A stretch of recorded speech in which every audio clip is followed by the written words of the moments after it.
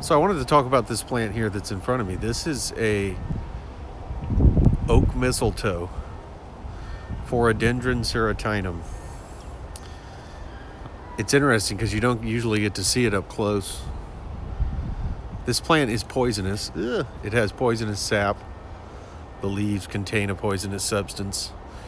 And it's very unique because it's a parasitic plant. So a lot of times you'll see it it hosts in deciduous trees like elms and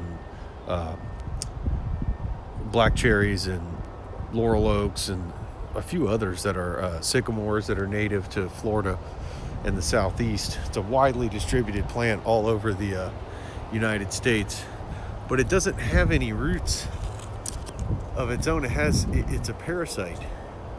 So you can see it's actually the little seeds, they'll root into the bark of a tree and attach to the cambium.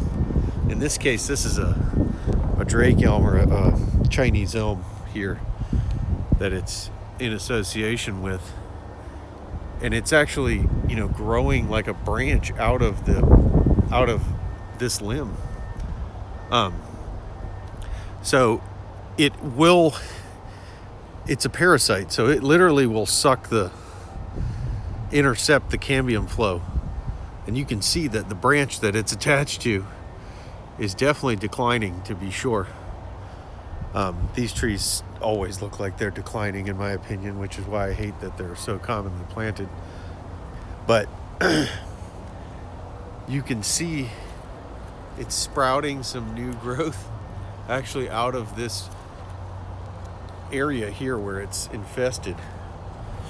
So one interesting thing about oak mistletoe is that it is the only larval food source for the purple hair streak butterfly, which is a really gorgeous butterfly that I have only seen a couple of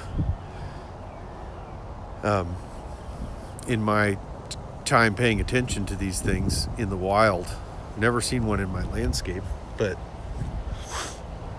again, parasitic mistletoe. It can cause, as you can see in this tree, it will infest laurel oaks really commonly here in Central Florida, is where you usually see it, is in laurel oaks. And it will cause the decline of branches, particularly in trees that are damaged and stuff like that are already weak.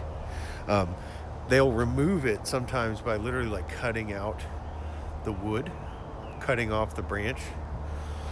I think there's other chemical controls and stuff that you can use to control it, but it's a completely natural native plant here. This is a normal, which it's actually really interesting. And again, it's not something you see up close very often. Got this real thick cuticle leaf. This one I think is actually getting ready to flower. It's got little flower buds that are coming off of it in here. Oops, can't see it right here.